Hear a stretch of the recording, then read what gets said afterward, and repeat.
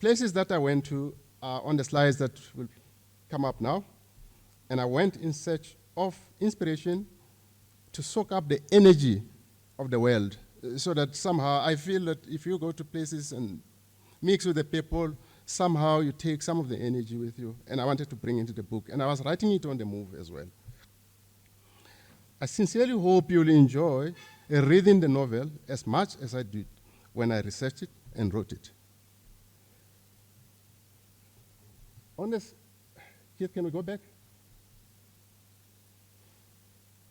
I would like to mention my most influential, inspirational people. On the far left there, you see me and Dr. Kambole, the mathematician who lectured me at high school, and he also went to Wits. And there's a building actually named after him, the Mathematical Sciences Building at Wits. He inspired me a lot. On top right, Mr. Walter Sisulu, who had visited one of my projects, and we spoke for about 5 minutes, and he invited me to come and see him, and we had a one-on-one meeting for an hour.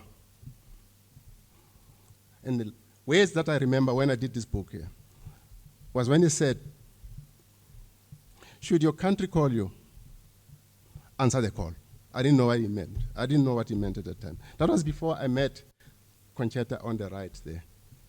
And of course, on the left of Conchetta is my mother, who taught me a lot of things. Keith, let's go to the next one. In 2002, unknowingly, I went to where Sarah Batman was. I went to France, and I went to Paris. I had nothing to do with Sarah Batman. I didn't even think about Sarah Batman at the time. And I got a caricature, which she got a caricature in Paris. But next to it, then I had a real life kind of image. And I was wondering why Sarah Batman has never had two of those. When I've got two, I got a caricature on the left and a real life on the right. That was 2002. And in that year, Sarah was coming back to South Africa. I didn't know, I couldn't link the two.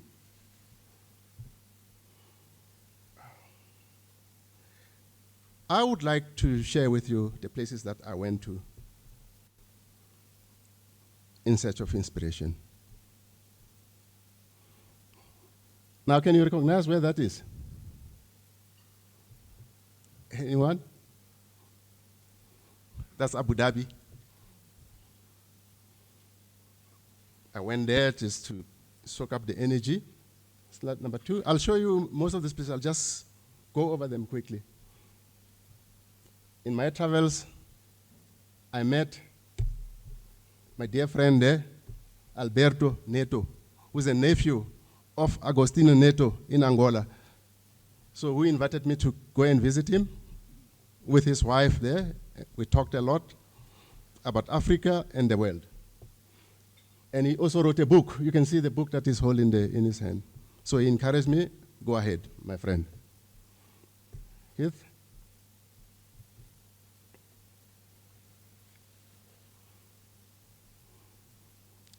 Who can tell me where this is? Exactly. Buenos Aires, in Argentina. Oh, that man comes from Argentina.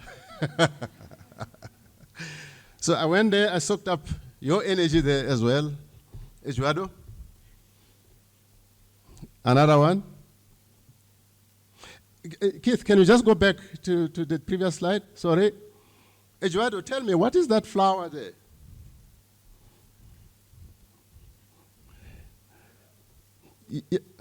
You visited the place? Ah, okay. What is the symbolism? We don't know. Okay. Okay, thank you. Can we move? I went to Belize. Belize, do you know where Belize is? Anyone who knows? is part of, just on the southern side of the USA. It was disputed too by Mexico and the USA. But I think at the moment, and it was a British territory. I mean, the British are able to go anywhere and they find people and then they'll just take a place, and there are so many, many, many kilometers, thousands of kilometers away. So there you had the Mayan ruins. And I climbed right to the top, and you got the steps on the side. There's no hand railing. You just climb up. If you fall, that's your problem. Right. And then who can tell me where this is? Yeah, it's Brazil and Santos.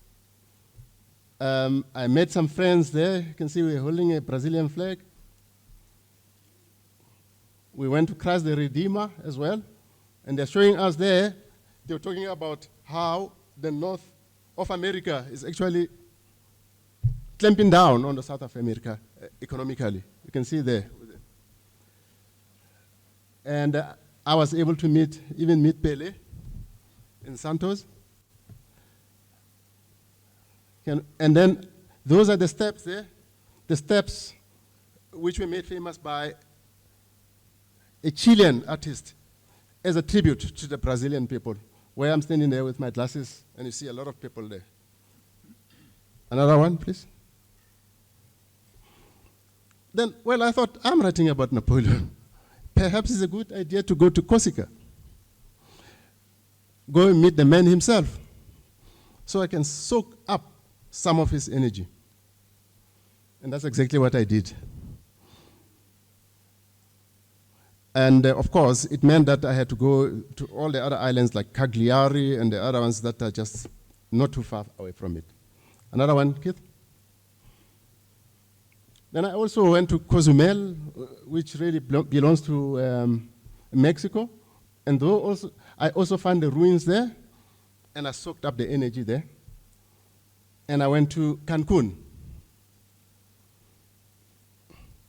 where they have something like 1,200 hotels which are catering for people coming from America with all their top dollar. And I soaked up the energy. Another one? In between, of course, I would sit down and then research and then try and write a line, not even a paragraph, but I have to combine them later on.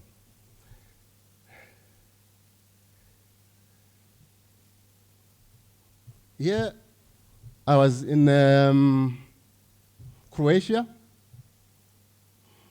And the Croatians, you can see that the rural part of Croatia, the colorful part there, they still live the rural lifestyle. They plant their own vegetables and their own fruits.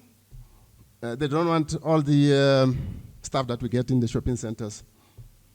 It's full of hormones that we don't even know what they're doing in our bodies. But anyway, it was interesting that in Europe, in the heart of Europe, you have people that are actually almost like rural. Another slide. No. Where is this? Dubai. Yes. Also went to Dubai. The Burj Khalifa there in the background. Continue.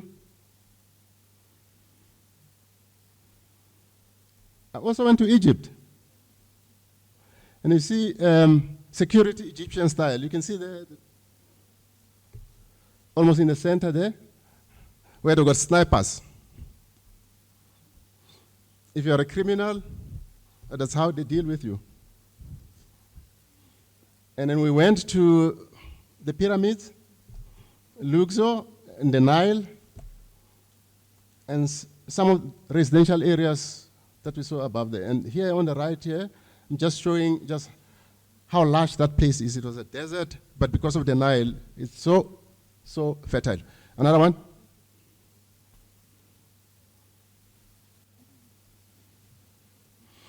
And then I went to England. But I went to England is really very interesting because I was invited to come to England by a Japanese man. not a British man. It was a Japanese man that I met in Japan. And I told him I'm writing a book, and he said, I want you to come to my home in Britain.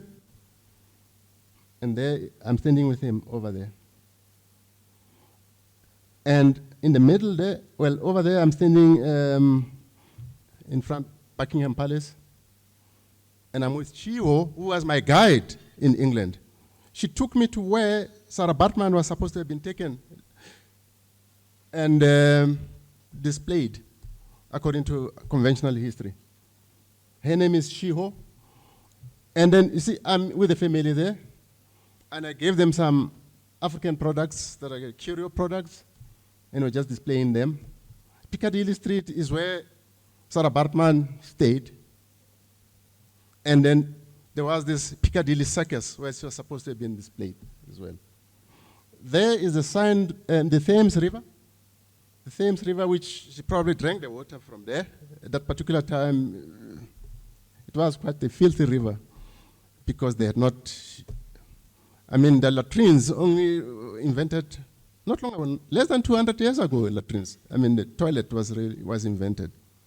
And people don't actually know that. They think if you look at England and you look at Africa and you say, oh, well, you know what I mean? It's like these guys were just, it never happened to them, but it happened. If they were able to solve it, we can solve our problems here as well. Can we move?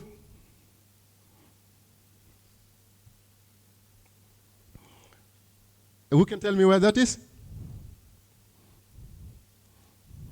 The British territory of Gibraltar. And these monkeys actually now, they actually emigrated from Africa and came to Gibraltar. Because when you're standing here, the mountain of Gibraltar, which is very strategic because it's a gateway to America and it's a gateway to Africa, which the British actually now took away from the Spaniards. It becomes very interesting because if you look at the far right picture below me there, you see that place there, looking at it from Gibraltar, is Spain. And yet this side, it belongs to the British. And the British are about more than 2,000 kilometers away from this place. But they had to take it away because it was strategic. And it's still under British hands. Can we move?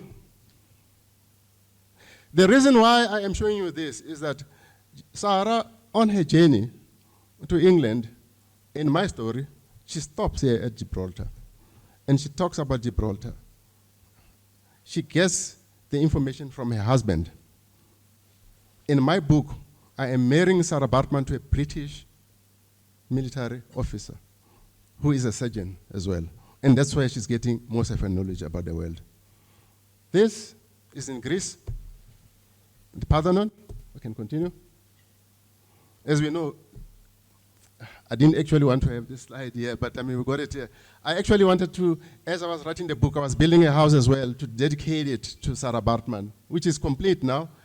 And now after the launch, I'm going to call it Sarah Bartman House. And then I'm going to actually, I don't know what we're going to do. Maybe we'll get people to come from overseas or we're going to stay inside it. But I spent money just to do it. And I designed it and built it. Can we move?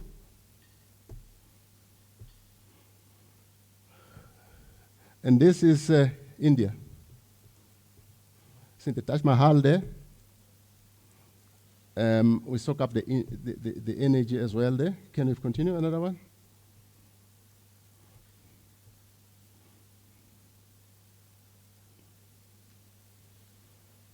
This is Israel.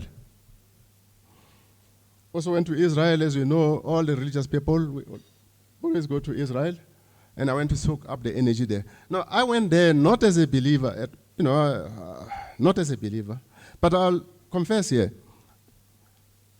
that I went to a lot of religious places over there. I went to Palestine as well. But there was a church that I went to that was overlooking Jerusalem. It was a small church. When I got in there, I felt something. I don't know what it was, but I did feel something.